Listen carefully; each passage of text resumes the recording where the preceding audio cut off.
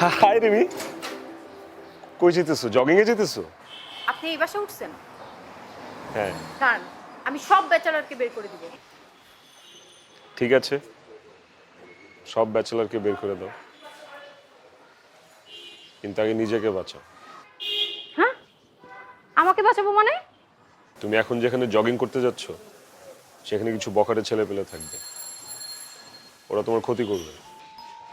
আপনার মাথায় যে প্রবলেম আছে সেটা কি আপনি জানেন? আপনি একটা ডাক্তার দেখান। ছাগল কোথাকার। আমি না হয় ডাক্তার দেখাবো, কিন্তু এই সমাজকে কে ডাক্তার দেখাবে রিমি? এই, আপনি এখান থেকে যাবেন নাকি আমি সালামকে ডাকবো? দেখো, আমি কিন্তু তোমার ভালো চাচ্ছি। আমার ভালো চাওয়ার জন্য অনেক মানুষ আছে, আপনাকে না চাইলেও চলবে। এই রিমি, রিমি প্লিজ, তোমার কিন্তু প্রবলেম হবে। এই মিয়া, আপনি খামাখা আফার লগে গঞ্জাম করতেছেন কি লেগা? ওরা এখন কি হবে? ওরা তো রিমিকে রেপ করবে। হ্যাঁ, আমি এখন কি করব? আমার কিছু একটা করতে হবে।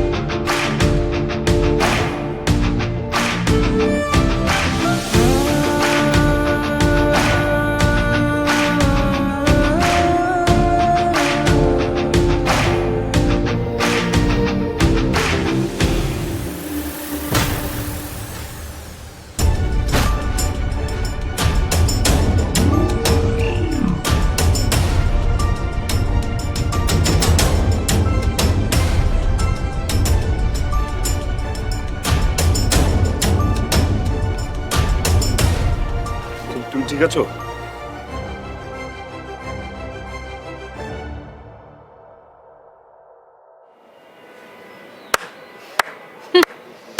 বাহ, খুব ভালো নাটক সাজিয়েছেন। এখন আপনি কি বলবেন? আপনার কথাই সত্যি হলো?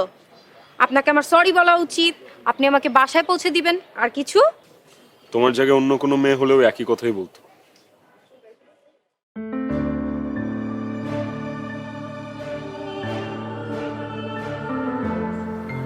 এই শোনো, তোমার আম্মুর এই মুহূর্তে আপেল কাটতে যে হাত কেটে গেছে। ওই যে হয় না, মানে সন্তানদের বিপদে মায়েদের মনে ডাক দেয়, এরকম কিছু একটা। তুমি একটু প্লিজ তাড়াতাড়ি বাসায় যাও, আর প্লিজ নেক্সট টাইম থেকে একটু কেয়ারফুলি। এই বখাটেরা তোমাকে আবার ডিস্টার্ব করতে পারে, সবসময় তো আর আমি থাকবো না।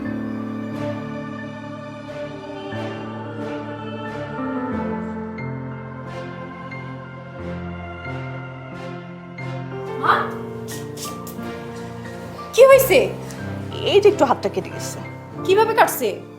ওই যে আপেল কাটতে গিয়ে একটু কেটে গেছে, তেমন কিছু না। কখন কাটলো? একটু আগেই। তোমার আম্মুর এই মুহূর্তে আপেল কাটতে যে হাত কেটে গেছে। ওই যে হয় না, মানে সন্তানদের বিপদে মায়েদের মনে ডাক দেয়। মাই গড, এটা কিভাবে সম্ভব? কেন, কি হয়েছে রিমি? হ্যাঁ, কিছু হয় নাই, তুমি বুঝবা না। আচ্ছা, ব্যান্ডেজ ঠিক মতো করছো? তুই এখন ড্রেসটা চেঞ্জ করে আস, আর আমি হাতের কাজটা শেষ করে তারপর আসছি। আজকে তুমি কোনো কাজ করবা না, আজকে রেস্ট করবা। আমি কোনো কাজ করি? কুলসুমের মাই তো সব করে, আমি জাস্ট একটু সাহায্য করি।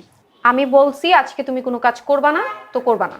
পাগলি মেয়ে, যা তো, তুই শাওয়ারে যা, আমি কাজটা শেষ করে আসি। যা যা।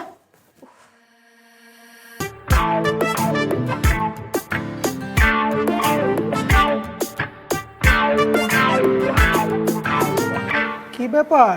আজকাল দেরি করে অফিসে আসাটা মনে হচ্ছে একটা ফ্যাশন হয়ে গেছে। আমাদের অফিসে কাজ করতে করতে জীবন যায়, আর ওনাকে দেখে মনে হচ্ছে মামার বাড়িতে বেড়াতে আসছে। আমি ভালো কাজ করতে যেয়ে অফিসে দেরি করে আসি, আর আপনারা তো অফিসে বসে বসে আকাম করেন। মুখ সামলে কথা বলুন স্বচ্ছ সাহেব। আমি না বুঝে কোনো কথা বলি না। তাহলে আপনি কি বুঝেন? আমি অফিসে আসার আগে আপনারা দুজন একটা ফাইল রেডি করছিলেন বসকে দেওয়ার জন্য। সেখানে আপনারা 10,30,330 টাকা চুরি করতে যাচ্ছেন। এই হিসাব আপনি কি করে জানেন? আমি নিজেই তো এই হিসাব এখন পর্যন্ত কমপ্লিট করি।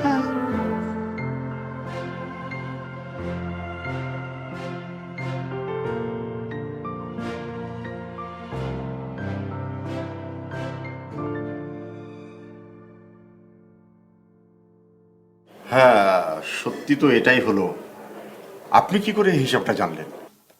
শুধু তাই নয়, এই অফিসের টাকা মেরে আপনি আপনার স্ত্রীর নামে 2টো ফ্ল্যাট কিনেছেন, শালাকেও দেশের বাইরে পাঠাইছেন। না মানে, আর মনি সাহেব, জি, আপনার স্ত্রী আপনার কালো টাকা দিয়ে গতকালকে আপনাকে না জানিয়েই গয়না কিনেছে।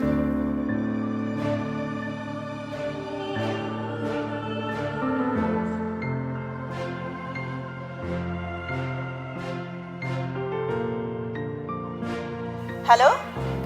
এই তুমি কি গতকালকে মার্কেটে গিয়ে গয়না কিনেছো? ও হ্যাঁ, গয়না কিনেছি। তোমাকে না বলতে ভুলে গেছি। তুমি কি রাগ করছো?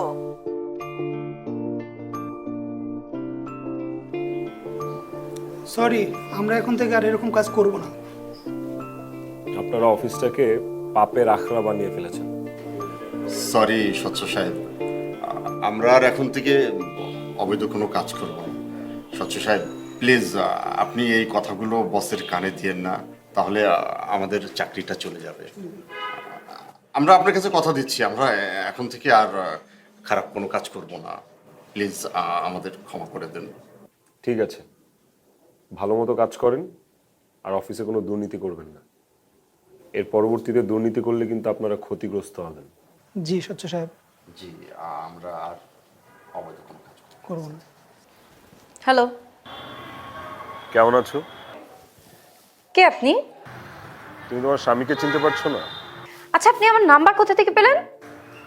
আমার কাছে পৃথিবীর সবার নাম্বার আছে, তোমার আম্মুর নাম্বারও আমার কাছে আছে। শুনবে? 01। আচ্ছা ঠিক আছে, বুঝলাম, কিন্তু আপনি আমার স্বামী কিভাবে হলেন? কারণ তুমিই হবে আমার বউ। একটু সময় লাগবে। এই যেমন ধরো, আমার জন্য তোমার ফিলিংস এখন 10%, কিন্তু আমি তোমাকে এখন একটা গুড নিউজ দিব। সো তোমার ফিলিংস 10% থেকে 50% হয়ে যাবে। ও আচ্ছা, তা শুনি কি গুড নিউজ? তুমি যে আরজে জবটার জন্য অ্যাপ্লাই করেছিলে সেটাতে তুমি সিলেক্টেড হয়েছো। সো কালকে তারা তোমাকে কল করবে। সত্যি বলছেন? আমার তো বিশ্বাসই হচ্ছে না। বিশ্বাস না হলেও সত্যি। এখন তুমি রিমি থেকে আরজে রিমি। কি ভালো লাগছে না? অনেক ভালো লাগছে। কেমন ভালো লাগছে সেটা বলে বোঝাতে পারবো না। এইবার সত্যি করে বলো তো, আমার জন্য কি তোমার ফিলিংস আগের চেয়ে বেড়েছে না? জানি না।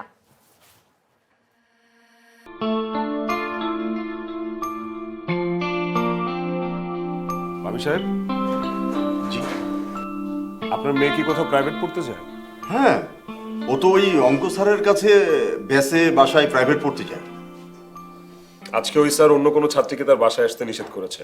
তার ওয়াইফও বাসায় নেই। আপনার মেয়ে এখন ওই স্যারের বাসায় একা। আপনি তাড়াতাড়ি যান, যে কোনো বিপদ হয়ে যেতে পারে। যান। কি বলছেন আপনি? আপনি দেরি না করে এক্ষুনি চলে যান বাসায়, এক্ষুনি যান। তাহলে সরি, আমি একটু প্লিজ প্লিজ। মনীষ সাহেব, আপনি আপনি তাড়াতাড়ি যান, তাড়াতাড়ি যান, দেরি করবেন না।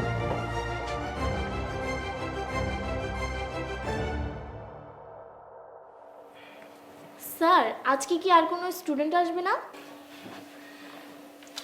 আজকে শুধু তোমাকেই পড়াবো। লিখো।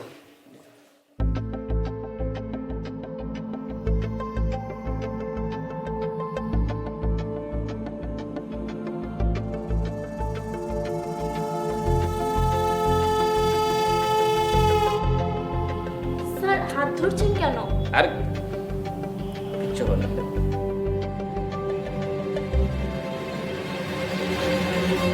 স্যার আজকে আর আমি পড়বো না, আমি চলে যাই। আবার কে?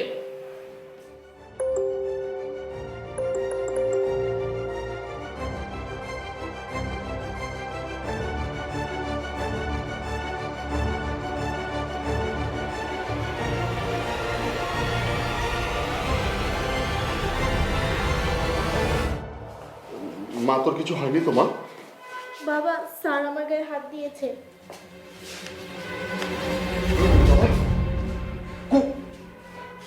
মা, তুই একটু বাইরে যা তো।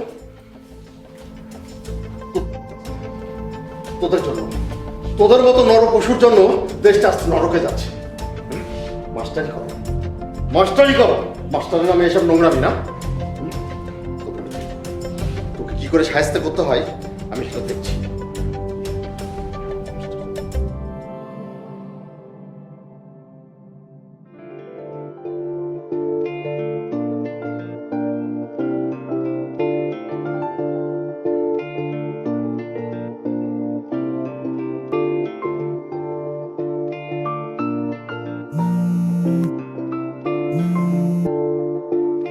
হ্যালো পামি সাহেব, কি অবস্থা বলেন তো? থ্যাংক ইউ সত্য সাহেব, আপনি আমার অনেক বড় উপকার করলেন। আর একটু হলে আমার মেয়ের অনেক বড় সর্বনাশ হয়ে যেত। থ্যাংক ইউ সত্য সাহেব। যাক, এখন তাহলে আর কোনো ভয় নেই। তবে হ্যাঁ, মেয়েদেরকে কখনো কোথাও একা এভাবে ছেড়ে দেওয়া ঠিক না, যে কোনো বিপদ হয়ে যেতে পারে। জি সত্য সাহেব ঠিকই বলেছেন। আমার চোখ খুলে গেছে, আমি আর এই ভুল করব না। মেয়েকে নিয়ে বাসায় যান। থ্যাংক ইউ সত্য সাহেব, থ্যাংক ইউ।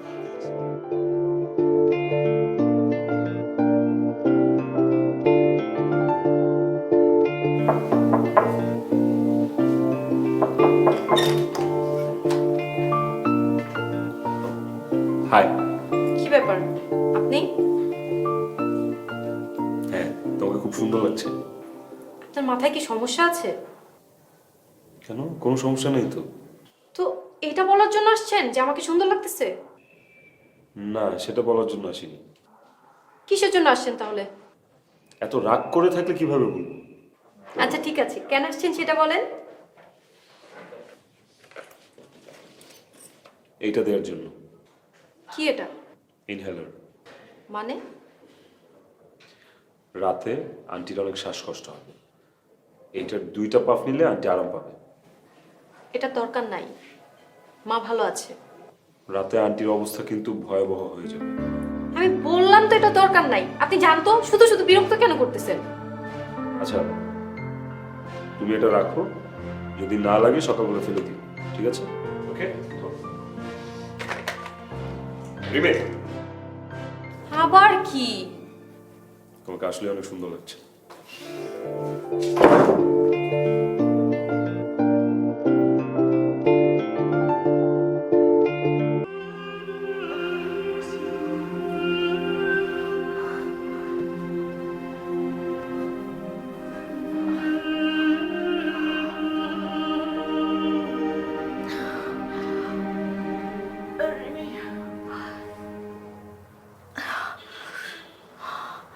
রিমি, রিমি ওর মা। কি হয়েছে মা? আমার কেমন যেন শ্বাসকষ্ট হচ্ছে, তোমার তোমারটা বন্ধ লাগছে। তোমার শ্বাসকষ্ট হচ্ছে? তুমি চিন্তা করো না, আমি অ্যাম্বুলেন্স ফোন দিচ্ছি।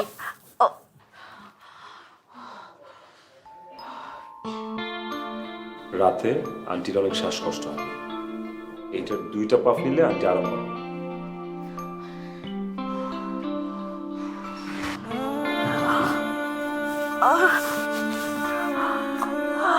এটা নাও।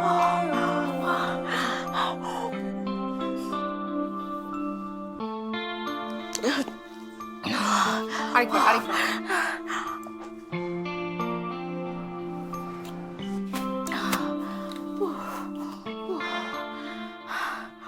এখন কেমন লাগছে?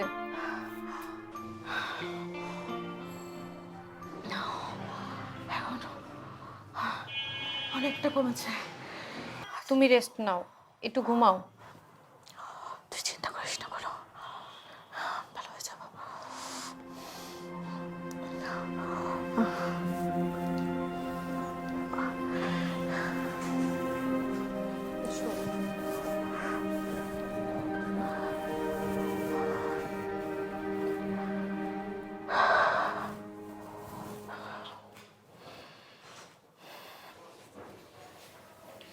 স্বচ্ছকে কি আমার ধন্যবাদ দেওয়া উচিত?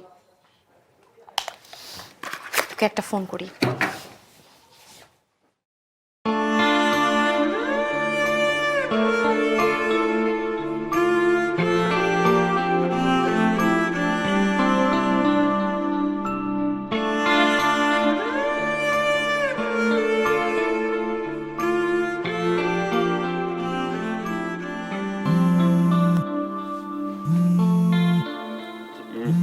ফোন আসছে। হ্যালো। থ্যাংক ইউ আমার মাকে ওষুধ এনে দেওয়ার জন্য।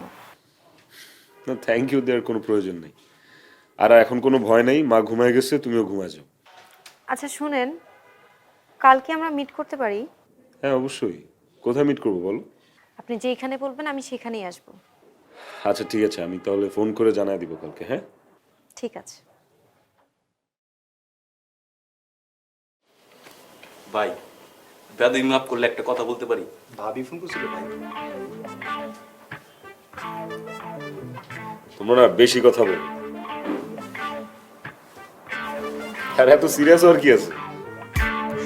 তো ঠিক আছে।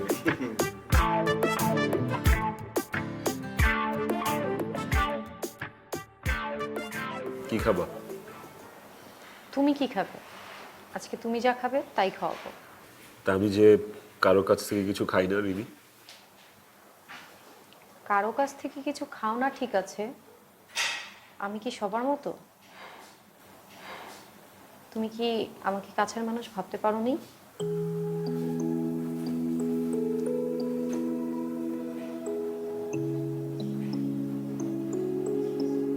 তাকিয়ে আছো কেন? দেখছি আমি কতটা আপন হইতে পারছি তোমার কাছে। স্বচ্ছ, তুমি অনেক ভালো একটা ছেলে, অসাধারণ একজন মানুষ।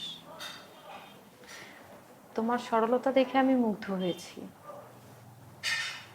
আর তোমাকে আমি ভালোবেসে ফেলেছি।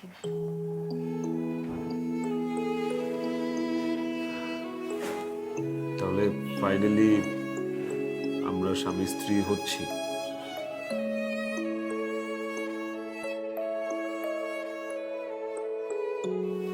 চোখ বন্ধ করে আমি রাজি আছি, আমি শুধু তোমার। ঘুরতে যাবে আমার সাথে? তোমার সাথে ঘুরতে যেতে আমার কোনো বাধা নেই, তুমি যেখানে নিয়ে যাবে আমি সেখানেই যাব। তাহলে তো আজকে তোমাকে নিয়ে আমি হারায় যাব। হারিয়ে যাব ঠিক আছে, কিন্তু তুমি না আমাকে কোথাও একা ফেলে এসো না, আমি না অনেক ভয় পাই। শক্ত করে ধরো, ভয় পাবা না।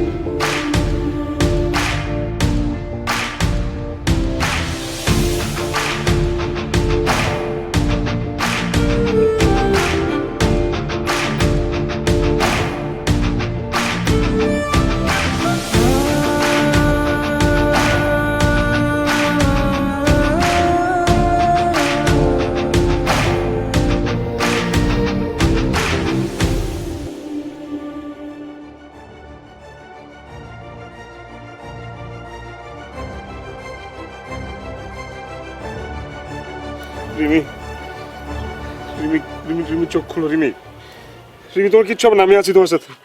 আমি স্বচ্ছ, খুব সাধারণ একজন মানুষ। আমার যদি অলৌকিক ক্ষমতা থাকতো, আমি কখনো কোনো মেয়েকে আর ধর্ষণ হতে দিতাম না। এদেশে হাজার হাজার ধর্ষক আছে, আমার একার পক্ষে সব ধর্ষকদের বিরুদ্ধে প্রতিবাদ করা সম্ভব না।